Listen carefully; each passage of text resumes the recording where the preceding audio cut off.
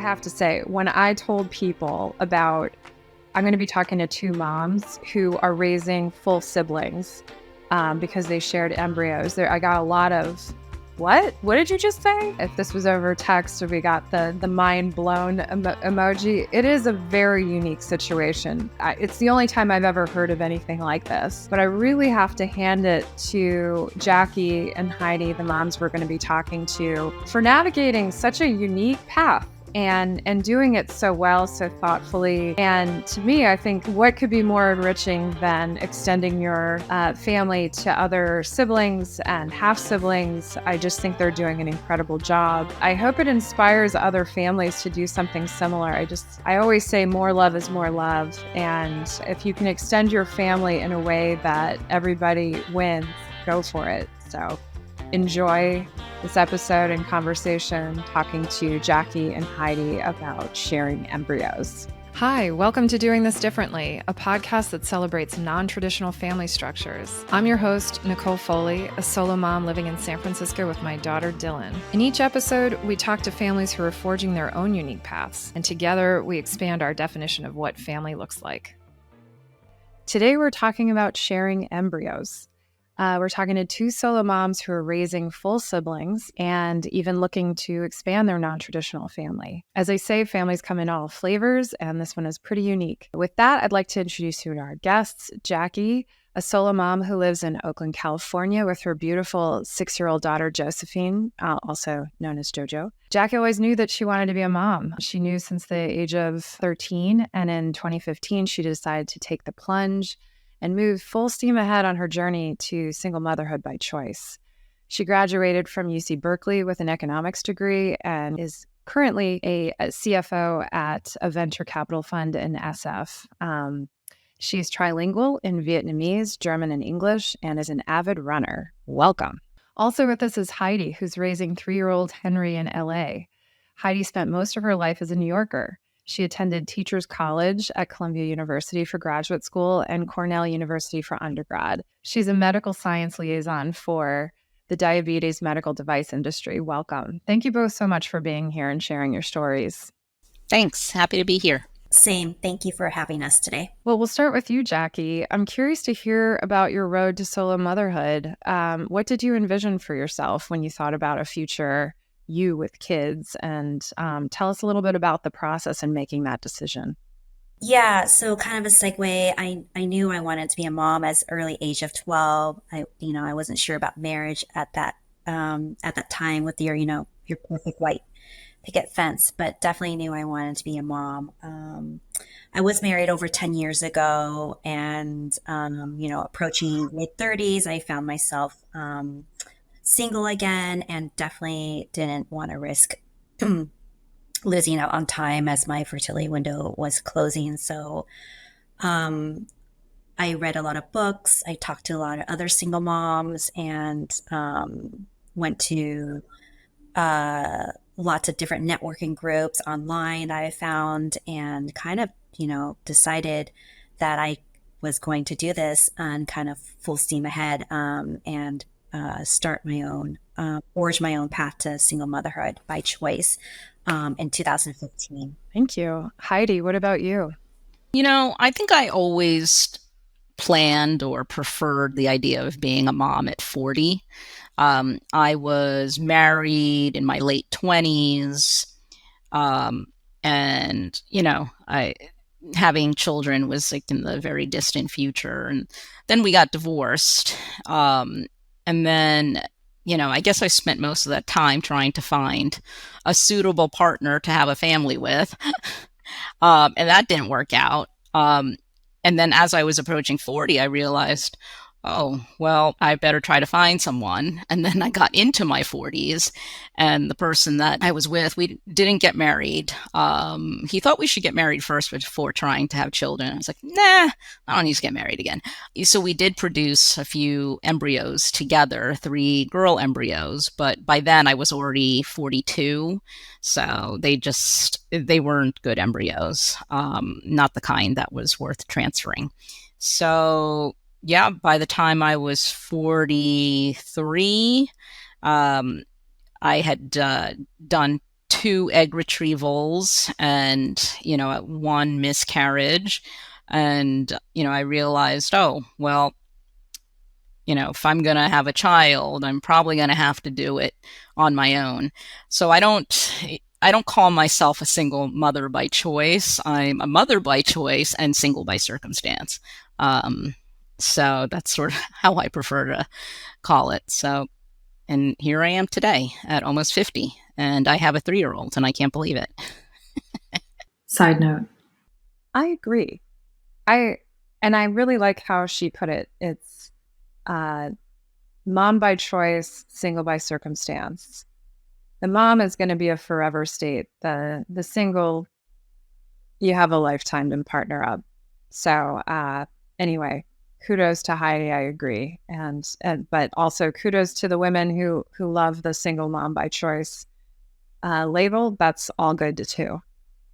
And back to the conversation.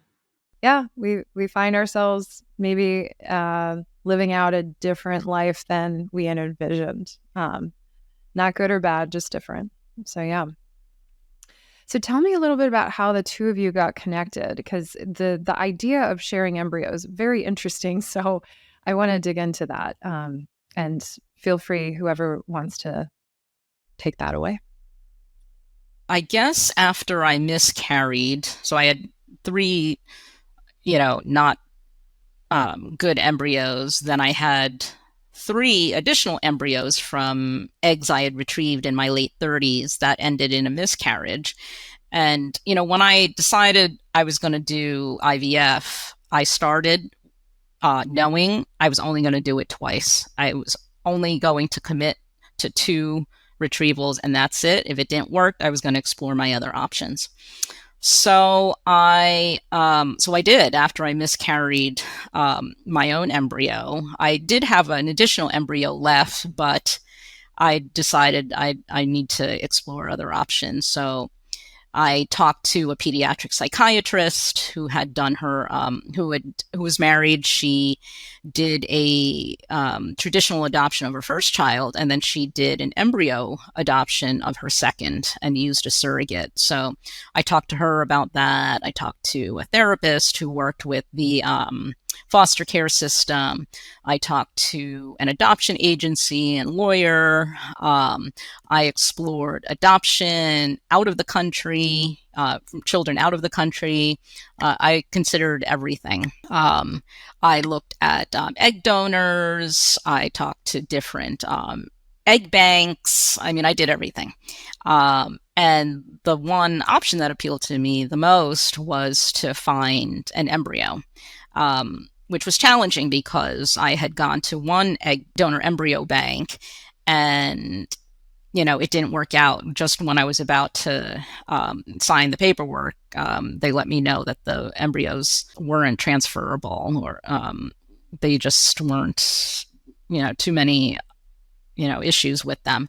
So I was like, oh, all right, well, I guess I'll look on this other donor embryo program, and they had a long waiting list of at least 4 months. Now they're up to a year, I heard. So I just figured, well, I'm going to look, and I was looking specifically for the right racial profile of the embryos too. So that was already a challenge because the adoption agency said that, in the 20 or 30 years they had been in practice, there are no Asian babies they've seen for adoption, and that I'd have to go outside of the country. But outside of the country, they wouldn't let me adopt because I'm a single parent, at least the ones I looked at, or I wasn't married or unpartnered. So they would only allow me to adopt a child with special needs, which to me is a little nuts because depending on the severity of the special needs, you might need 2 parents for that. So I don't know. So I was like, well, so it was just difficult all around. Side note. I was aware that solo parents were not high on the list in U.S. adoption agencies. I didn't realize that was also the case internationally. So that was interesting to learn. There's a documentary called Baby Inc., and they follow a woman who's choosing to have a child on her own. And actually, it really influenced my decision because I was interested in adoption. But as she pointed out, that she was on the bottom of every single list at an adoption agency. And so carrying your own baby is the fastest way to do this. And it was a bonus because I actually did want to carry. But very interesting to learn that Heidi's experience of not having access to an adopted baby. Also, very interesting to learn that adoption agencies have not seen Asian babies. And back to the conversation. And I also want to acknowledge the pregnancy loss. That's a big deal and very devastating, and also extremely common. And I think it's important for people to talk about their experience around that. So thank you for sharing that. Yeah, thank you. I appreciate it. It was pretty devastating. I don't know how people keep going and going through this process. So it's actually what led me to go with a donated embryo, because I didn't have a lot of hope that my remaining embryo was going to be fine. Although everyone told me, "Oh, just try it." No, I'm going to, put my time in what has the greatest chance of success, because by then I was already like 43. So yeah. So Jackie, tell me about how you and Heidi met. Yeah, we have a mutual friend who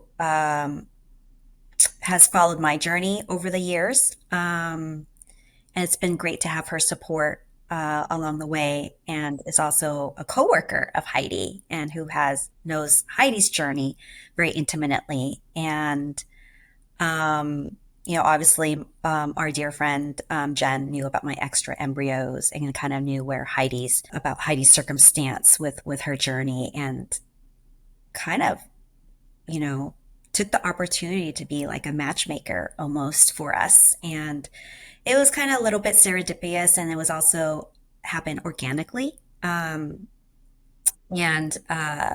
this was obviously my first embryo donation to Heidi, and our first go at it with it together. And so far, it's going really well. No regrets. I would do it again in a heartbeat. Thank you. And Heidi, tell me a little bit about your experience in meeting Jackie. And it was a random bar conversation with our mutual friend Jen. I don't think I was talking about the pregnancy loss. It was a loss that one probably 8 weeks in, and my friend Jen, or our friend Jen, noticed that I was really quiet at work, and I just didn't have much to say, and she decided, oh, let's just go out for drinks or dinner. And we were going with our friend Bernie, who happened to be pregnant at the time. So Bernie stopped by my desk.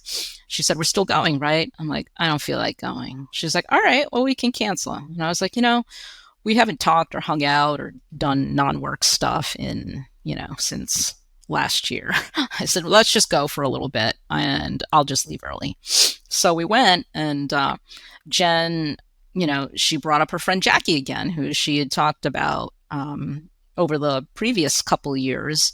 And she said, oh, let me show you Jackie's baby. And so we're looking at her picture, JoJo's picture. And she said, Jackie's Asian and she has more embryos that she's trying to give away. And the light bulb went off. I was like, oh, but I didn't say anything right away. A few days later, I texted our friend Bernie and I said, maybe I should ask Jen if she'll talk to Jackie and see if she'd be interested in donating an embryo to me. And Bernie was like, you haven't talked to her yet about it? I thought you would have been all over it by now. So I did. So Jen reached out to Jackie, and then she just connected the two of us. And that was in March of 2019. I had miscarried in January. So that's how it started. Actually, Jackie, a very generous soul. I met Jackie because I had gone to a one-day meditation retreat in Oakland, and we all went around saying like, what's the big question on our mind today? And for me, it was like, do I want to be a solo parent? And so I said that. And then during a break, a woman approached me and she said, I have this, I'm here for the same reason. And so the two of us started talking during the course of that following week, and we decided to just see like, are other people in this space? Like, what are they thinking? What are they doing? And so she gathered a bunch of folks, just like wrote something on Nextdoor, and and then that was a full living room of women, and Jackie was one of them. And so we connected, and yeah, I had similar conversations with Jackie around, I just couldn't believe her generosity that, you have these embryos and you're willing to share them. I opted ultimately to do something different. But I always really appreciated, and I was always really struck by just that kindness and generosity, because it's such an ordeal to be able to go through this, especially if it's not just like the turkey baster or like a human.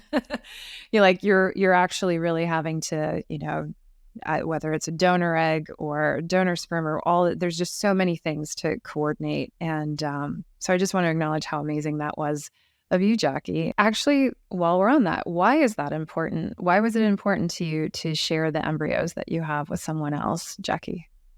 Yeah, I have a beautiful 6-year-old daughter. I pinch myself that I made her, and she's so amazing and in so many ways. And I think about the donor, the sperm donor who, gave this actual gift to make this happen. I'm just so happy and feel so fulfilled with my life, and so grateful for his contribution to make this happen. And I'm unlikely to carry more children, and I have 6 PGS tested embryos that are healthy and on ice, and would love to help other people wanting to start or expand their family, and experience parenthood in this way. The happiness, the joy, and just this ultimate deep love that one can have for another human, and kind of pay it forward, if you will. That's really beautiful. Yeah. I mean, I had that sense when we were talking, but it's nice to hear you say it. And also the fertility journey you had was actually quite fruitful. I mean, the fact that you still have 6, that's amazing, and healthy. It's incredible. So let's talk about how it's going. What's interesting about this is for anybody who is on their own journey to either use a donor egg or donor sperm, generally, this is anonymous, or generally, even if it's not entirely an anonymous program like UCSF, you're able to meet the donor if you wish. You have to be there at UCSF with a psychologist there as well. But yeah, there's more to there's more mystery, I guess, like around who this person is, whether it's the egg donor or sperm donor. And yeah, I just think it's incredible that you both are raising. And so by that, I also mean like the families who go this route, especially if they've done like shared donors, right? That means that there are half siblings out in the world.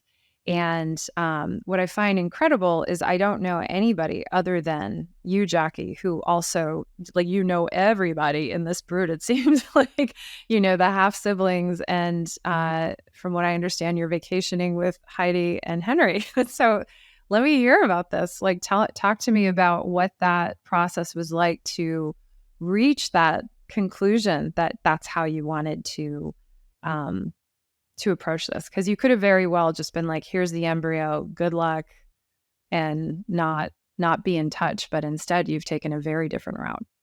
I know for me it was important to have an open donation.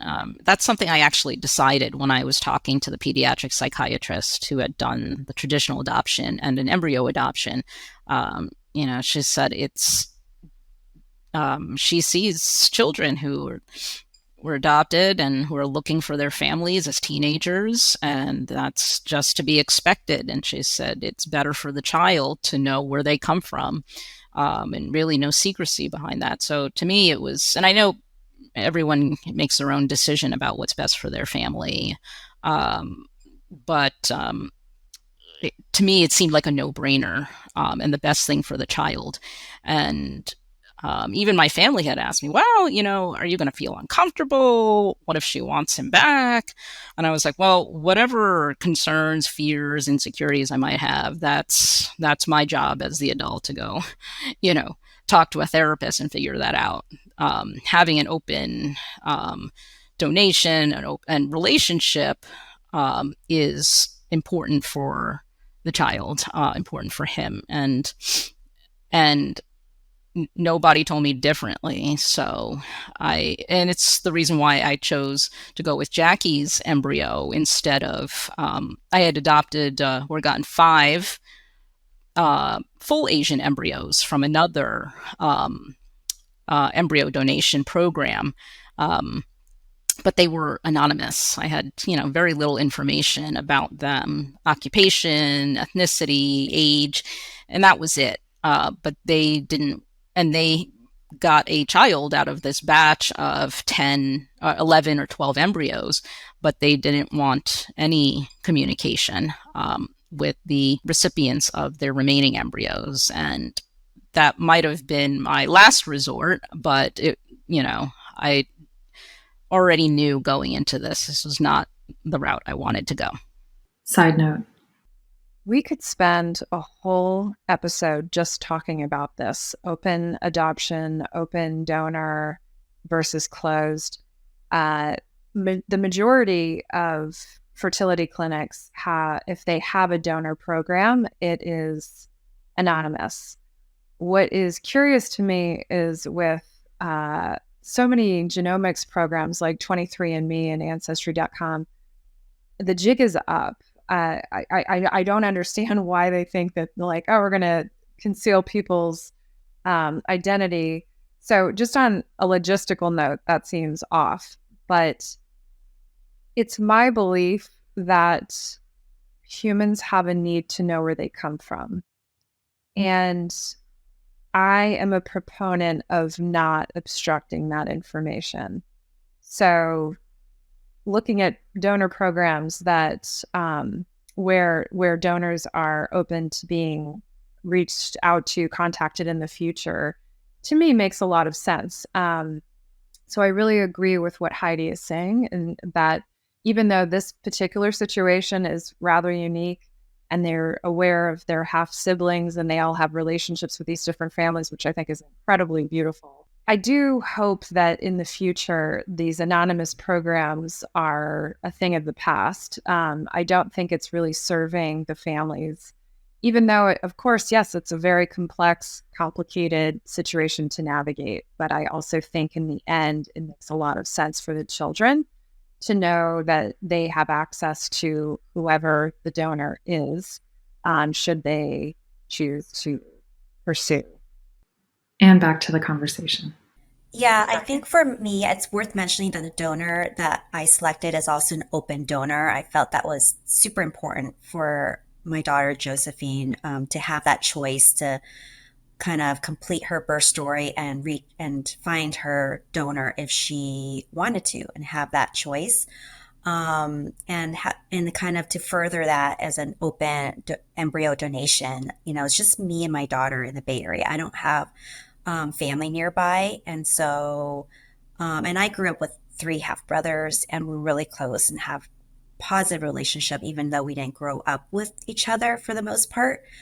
So kind of dovetailing on those 2 values, I definitely wanted to take any opportunity I can for Josephine to kind of establish sibling relationships and nurture it at this age and get to know them and build on that relationship. And, when she gets older, she can decide how she wants to handle her sibling relationships. And, but it was definitely important. And I wanted to make the time and effort to spearhead that in her early years. And she's embracing it. She loves, her loves the fact that she can talk about her three brothers and her full brothers and half brothers, and it's really nice that they're actually all in close in age as well. And it's just really nice that we all like each other as well, because it could be awkward and be different if we just had different values and viewpoints and just didn't like spending time with each other. But so far, it's been super fun and positive experience planning and spending time with each other as a kind of this non-traditional family. So the half siblings is you're not visiting the donor's family. You're visiting other recipients of the donor's sperm, correct? Yeah, we know a two-mom family in Fresno is kind of halfway point between me and Heidi, and the two boys are just very close in age of our two children. So it's been really nice to spend time together, and the kids are all close in age and can parallel play. Do they understand that they're siblings? We're very open. We call them brothers and sisters, and we say, they have the same donor and they live with their moms, and you have a different mom. And so I've been talking about my daughter's birth story, and there's lots of books out there that talks about different family structures and having a donor and what a donor is. And she's accepted her birth story with gusto, and it's, I think it's important to kind of just talk openly and transparently at this age, because then they don't feel that they're different or weird, and it's just part of their upbringing and their birth story. So she knows everything in between. That's great. I do think early and often is a good rule of thumb for this, because it normalizes it from the beginning. And I think that is the most important Right. thing, is that this is completely normal. I think my daughter is now, she's talking a lot, and she's always been very observant. And so I know that conversations are going to come up soon. And she's sharp. She sees that the baby in our nanny share has a daddy. And what's maybe right now not confusing to her, but what we FaceTime with my parents a lot. And her name for my dad used to be Bappa, like Bapa, and then it evolved to Papa. And so she hears a lot of kids referring to their dad as Papa. So I think right now she's not recognizing that necessarily anything's different, but these conversations are coming up for sure. And I'm curious, actually, Jackie, when did you start talking to JoJo about this? So I started reading books to her as she was an infant, showing pictures, talking about a donor and a doctor and a mommy, and, how she got into my belly. So she probably had a cursory understanding, before she was talking. And, she went to preschool at the age of 3, and, they talk about families, and she's, with gusto. I don't have a daddy, I have a donor. And, kids will ask her questions, and she can hold her own. And she still gets questions today with her classmates. They have play dates, and they're like, "It's just you and your mom? Like, where's the rest of your family?" And she just can hold her own. She's like, "It's me and my mom. We're a mother and daughter family." And I have lots of aunts and uncles, and I have 3 grandmas and multiple grandpas and many cousins and many brothers. And, I kind of let her now tell it in her own words. I love that. So tell me a little bit about any lessons through this experience, any lessons or surprises that you've come across in terms of I mean, it's such a big leap. It's a big leap to become a parent. It's another big leap to do it on your own. And then it's like more layers involved when it's when you're working with donors or like sharing embryos. So tell me a little bit of like what lessons, what are your takeaways, what are your surprises, what is your advice to anyone who might be considering doing something like this? Because Jackie, you're not alone in terms of being like having extra embryos. I'm one of them. And um, decisions were made in terms of like how many times I was going to have a child.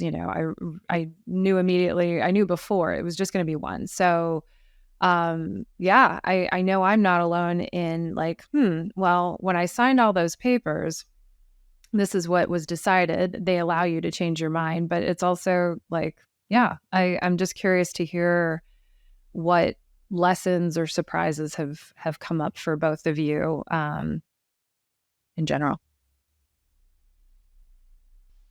Because it's, for he and I, it's not just that there's no dad, although he does ask about that and makes comments about it. It's also trying to explain to him that he came from Jackie and that he came from 2 donors and that he was in my belly. So, it's interesting because he'll look at me and he'll say, Jackie? And I'll say, yeah. And I'll say, yeah, you came from Jackie and another donor. And I actually started to tell him the story when he was a year old because I knew, by his first birthday, I had to put together a book that explained how he got here. And his first birthday was coming. I'm like, oh my God, I haven't put the book together. It took weeks and then to get it printed. And then I found errors and I didn't like the way I wrote this or that picture. So I had it printed like 5 different times and paid 5 different times. So he's been hearing the story since he was a year old.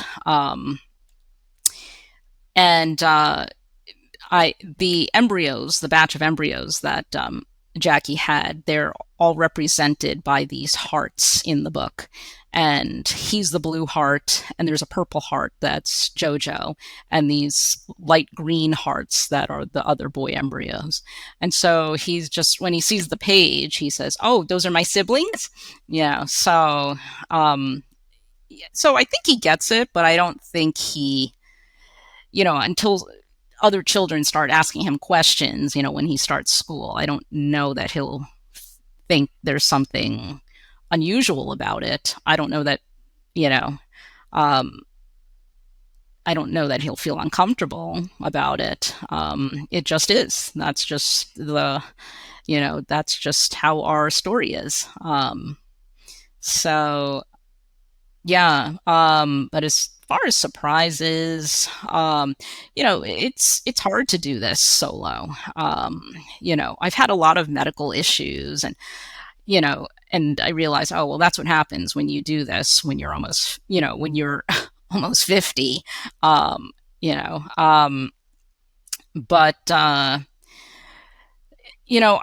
people had asked me when I was pregnant, do you think about, what's going to happen? And I remember saying, yeah, I do all the time. And I have no idea how this is going to work out, but, it's a tough job being a single parent. But I remember what my life was like before him, and I was just sad and pathetic and longing for a child. And no matter how stressed out I get and anxious about everything, his health and everything that goes on with him, it's still better than what life was like before him, even though I was able to travel all over the place and had more money. I was happy to give up a lot of that freedom and assets to raise him because my life is just more fulfilling. And he always asks me, because he's very good at emotions and very sensitive to people's emotions and how they feel. Because I noticed at 2 years old, he would point out on TV and people at parties, oh, so-and-so is sad, so-and-so is scared. And he always can tell when I'm preoccupied. He'll say, Mom, are you happy? Are you happy? Show me your happy face, So, yeah, and he's just a big surprise. And siblings, they can be totally different people. So, you can't use one sibling to determine how the next one is going to be. And he's just his own little guy. He's very gentle and sensitive. You know, but yeah, I guess all of this to me was just a big surprise. And I don't think I would have done it any other way. I'm so happy that um, whether it was just I followed my heart or my instincts, it just led me down the right path. And as my aunt has always said, you got the baby that you were meant to have. Mm-hmm. I always agree with that. Yeah. And also, I mean, it's it's amazing how sharp and observant these kids are from such a young age. I'm noticing now more and more when we read books, she points to like happy, sad, angry, so that they pick up on a lot. And yeah, it's just really interesting to watch that evolve. um yeah, and Jackie, any takeaways or surprises or lessons? Um, yeah, I mean, I echo, I mean, there are hard days being a single mom, and I will always wear the badge of honor that, we were doing it all during 3 years of COVID, working from home, being single parent, being isolated, and full-time childcare. I mean, I don't know how Heidi did it, through the thick of it with Henry being born at the very thick of COVID. She was in definitely in extreme circumstances. But, I kind of wear that badge of honor. Like I survived COVID as a single parent working full time in the asset management industry, that I can do anything. So, there are very tough days, especially, handling sickness, or I get sick, and, trying to juggle the demands of just life. I've been really also blessed, even though I don't have family nearby, but we have great community to lean on, with our neighbors, with the mom friends, also single mom friends who kind of just stick by with one another because we know how hard it is. And so I think with all that said, it's manageable. If you have a will, you'll find a way. And again, I wouldn't do this any differently. There's also pros to being a single parent. You don't have to negotiate and argue with key decisions. What school will they go to? Things like that. So although there's a lot on your shoulders to carry day by day, but I think in some aspects it is easier that you are the sole key decision maker for your child and for your life, for your livelihood. There is so much truth to that statement. I know that in so many conversations I've had with friends who are partnered, that there are times, especially when decisions are leading to argument, and they're like, "You don't have to deal with that." I'm like, it's true. It's true. I mean, I think about just even childcare options and the number of childcare options that are available, not during COVID, but in general. And, they all come with different price tags. They all come with different pros and cons. And I'm glad I was able to just decide which one was right for me, for sure. And Heidi, yeah, remind us when you had Henry. He was born 2 weeks into the lockdown. The lockdown started towards the end of, the springtime. Oh yeah, March. And then he was born about 3 weeks later, or a week later. I can't remember. But yeah, so my plans to have support crumbled because my sister, the OB wouldn't allow my sister to fly here from New York because New York was the epicenter of COVID at the time. So she said, "I'm sorry, but this isn't safe for you or the baby." And I was like, "Oh my God." And then I hired a doula who was bailing. And I was like, "How am I going to do this?" And, while I was in the hospital, my friend Bernie, who I mentioned earlier, she said, this isn't good. She was freaking out for me. She was like, you need to go back to that list and call the nurses. And there was a NICU nurse who became a nighttime nurse for newborns. And she said, yeah, I'll help you because you just had a C-section and you have nobody but you and this baby. Yeah. So I was like, oh my God, thank God, and yeah, because no one could come here. I mean, even if you didn't have a newborn, people couldn't interact with anyone outside of their home. So I was like, wow, this is the worst timing. So I did tell everyone during that time, I don't recommend having a baby during a pandemic. Side note. Let's take a second to just think about what she's describing. My embryo transfer was supposed to happen at the end of March 2020. And 2 weeks before, of course, all elective surgeries were paused indefinitely. I cannot imagine having a baby, much less a C-section, and not having the support you had in place, what you had in mind, whatever that plan was. I can't imagine what that experience was like. When I say that she is superhuman, that she was able to get through this, I just don't even understand. There's just there's so much support that is necessary in those early days, early weeks, early months, forever. And to be on your own, recovering from a C-section. Thankfully, she did end up getting some help, but still, I just can't imagine.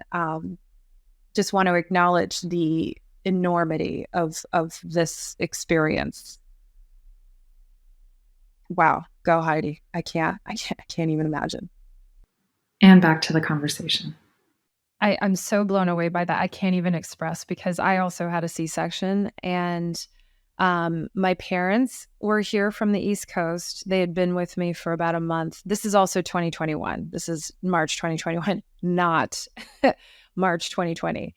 But I had a night doula and a day doula who came more than a couple of times, like a couple of times a week. And with all of that, I was still so overwhelmed, like so incredibly overwhelmed. And that was a lot of support. And every once in a while, I have to admit, Heidi, I think about you. Or I'm just like, how on earth? And so whoever this night nurse was, oh my gosh, wow, what an angel. I'm so glad. I'm so glad that person was sent to you, because also she knows what she's doing.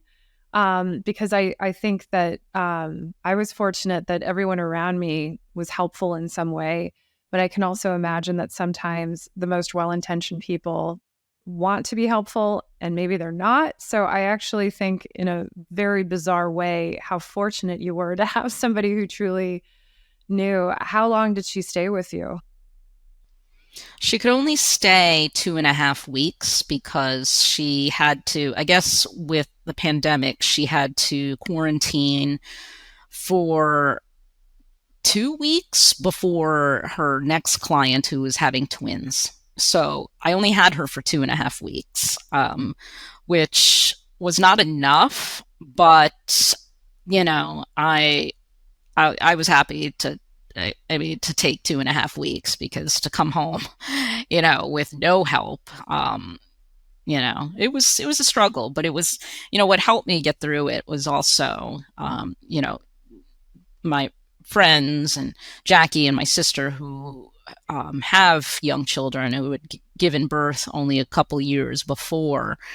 They were just, they said, okay, this period only lasts, this phase lasts this long. And then I'm like, oh my God, I have 4 more months to go. And they're like, no, but it passes, it gets easier. And, I'm like, okay, yeah.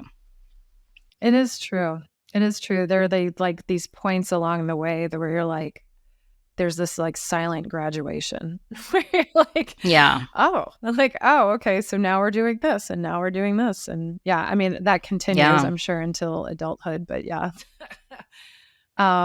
So tell me a little bit about next steps. Like what do you mentioned that in a previous conversation that you would be open to finding other moms to join this family of yours. Tell me, is that still in the works or? Yeah. I mean, I joined this embryo, what's it called? Embryo recipients group on Facebook a couple of years ago. And that's where I talked about the additional embryos being available. And through that, that's how we got connected with other people who were interested. And, Jackie and I interview people together. It's been a couple of years now. And yeah, so I guess not as I guess I don't advertise it as much as I used to a couple of years ago. But I guess I could. But yeah, that's how we were finding people, and Jackie had another way of finding people as well. Yeah, I mean, I think Nicole, you mentioned it's pretty time intensive, to schedule these Zoom meetings, to try to get to know each other and where they're at in their journey and make sure we feel good about um, the potential parents. And then, there's always legal work that follows through and, the related costs. So, Heidi and I are just taking this approach opportunistically and, kind of passive approach that we would find the right match to do this. We have two precious embryos left, and so we want to make sure we feel good about it going forward. Definitely. So I really appreciate both of you coming today and sharing your incredible stories and talking about sharing embryos. That's such a unique life path. And curious if you have any final words for anyone who might be contemplating solo parenthood or contemplating maybe sharing embryos with someone. Like what would you say to them? Yeah, I think it could be a beautiful journey for those who are thinking, and it's very manageable and doable. There's so many resources and support groups out there if they're kind of in the contemplative stages. I'm always happy to talk to anyone. There's always like, someone or a friend of a friend that is thinking and wants to talk, and I'm always happy to to have a call or share more about our story and how I've made it work. But there's books and podcasts and so many resources out there, more and more. It's just, I think it's a matter of finding them. But I feel like it's a growing community for a lot of us, and a tight knit community, and very open and happy to help. Great. Thank you. Heidi, any final words? I actually talked to a colleague who reached out. We used to work together, and she said, "Hey, I'm thinking of doing what you were doing." And you know, I'm I always get excited for people who think about, oh, maybe I'll go that same route that you went. And I'm honest, it's really hard, but even my friends who have spouses, they have their own struggles too with their children. So, you know, having children brings its challenges. It's just different for every family. So, I mean, I think it's wonderful. And I'm so lucky that I lived during a time when this is even a possibility, where donor embryos are even an option, because they weren't for many years. So if not for Jackie, I would not have my son. So, do it and know that there's challenges along the way, but, I have no regrets. I'm happy. I have no hobbies anymore, but I love being Henry's mom. So he's just my entire world. Side note. I'm not one to be unrealistic. But I am an optimist, and I do prioritize activities and hobbies that fill me up. So as much as I agree with Heidi that hobbies, for me at least, they went on pause for a bit. But then you get a breather and a bit of a second wind, and you are able to re-engage with hobbies, maybe not at the level before you had a baby, but just to put it out there that it is possible. I'm doing a podcast that's on top of obligations and responsibilities. So it is possible, even if it's not going to be your top priority, but just throwing out a little bit of optimism to folks who might be worried that they never can do a hobby again. I definitely want to do my next film as well. So prioritizing those things in addition to your baby and other obligations and responsibilities, it's doable. And back to the conversation. Yeah, it's good to be honest about that. Hobbies might have to take a hiatus. Yeah. Well, I just want to thank you both so much. This was great. I think what you're doing is great. I love the transparency with your children, and for them to grow up really understanding where they come from. I think that's so super important. And just thank you again. I really appreciate this. Thank you. Thanks. Thank you for joining us for sharing embryos. Again, I am really blown away by this topic, and also how Jackie and Heidi have so wonderfully navigated this super unique situation. And I hope for anybody who either is seeking to adopt embryos, or anybody who has extra embryos who would consider expanding their family in this lovely way, the way that Jackie and Heidi have modeled. I hope this gave you some inspiration. Also, if you're part of a unique family and you want to have a conversation with me, please reach out. Doingthisdifferently.com. Happy to chat with you. I think it's really important, as I've had these conversations with all these different families, normalizing that what makes your family unique is really helpful. It also helps children learn about inclusion and opens their minds as well as their parents, and gives everybody a shared language and understanding of what it means to be a unique family. Thank you again for joining us, and we'll see you next time.